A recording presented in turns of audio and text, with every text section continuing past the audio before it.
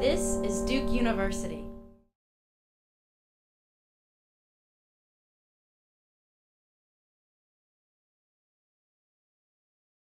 La première question serait simplement, dis-nous, pourquoi avez-vous fait ce livre et ce site Mémoire de femmes?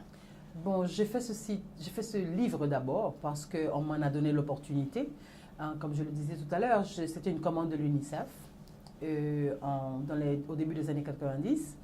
Le livre a été conçu par Evelyne Bressois, qui était responsable de la section promotion de femmes et organisation communautaire à l'UNICEF, et elle m'a commandé une biographie de ces femmes notables dans l'histoire d'Haïti. Maintenant, ça c'est pour le livre, mais maintenant pour la version en ligne, c'est que j'ai jugé que, parce que j'avais découvert que ce livre, le sujet méritait d'être connu un peu plus. Ça reste un tas d'espaces inexplorés dans l'histoire d'Haïti. La présence des femmes, les manifestations de femmes, les revendications de femmes, et c'était aussi le post-86, si je veux dire. Et je pensais qu'une meilleure façon de faire que ce contenu soit accessible au maximum de gens, c'était de le mettre en ligne.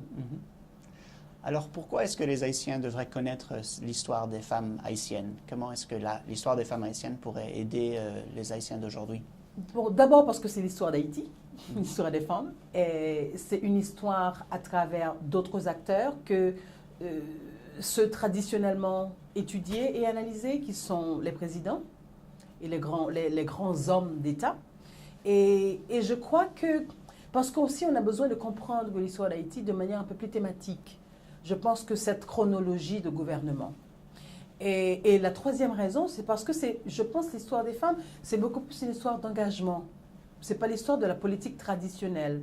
C'est les luttes pour le droit de vote, c'est les luttes pour une meilleure répartition des biens, c'est des luttes pour la santé. Les femmes ont eu une intervention majeure au niveau de l'assistance sociale, de l'action sociale, au niveau de la santé, au niveau de l'éducation. Et quelque part, je crois que c'est une histoire aussi une demande de nécessité de voir leur présence sur la scène d'Haïti. Et ce qui est intéressant, au moment où ce livre est apparu, c'était après Duvalier. Les 30 ans de Duvalier comment je dirais, à partir de l'épisode d'Ivana Kimrempel, et aussi à partir de l'attaque sur la Ligue féminine d'action sociale, qui était le premier mouvement féministe haïtien, il y a eu un silence sur cette histoire des femmes.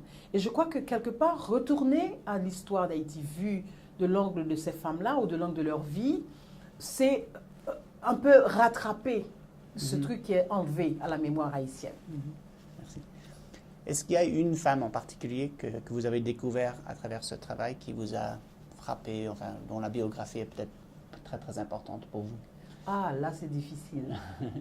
Vous savez, au moment où je le faisais, je vais le faire comme ça, je vais le dire ainsi, il y a deux femmes.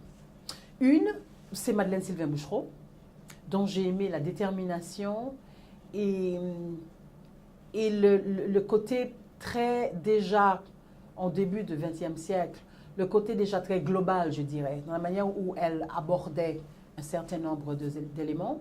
Et une deuxième, on n'y pense pas, c'est Louisiane Saint-Florent. Elle est une peintre du mouvement Saint-Soleil.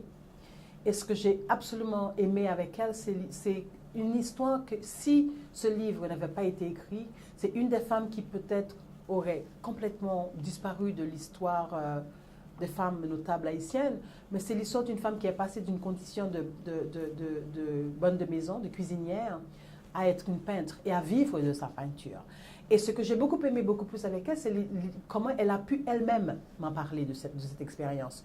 Et c'est comment elle me disait qu'elle s'est découverte avec la peinture. Et j'ai trouvé que c'était quelque chose de beau et de magnifique. Que dans notre histoire à nous, qui est une histoire d'élite, de personnes d'élite, de voir cette femme-là et qui pouvait s'assumer comme ça à travers ça. Et j'ai trouvé que c'était extraordinaire, que nous puissions avoir ça comme image à montrer aussi d'Haïti. Merci.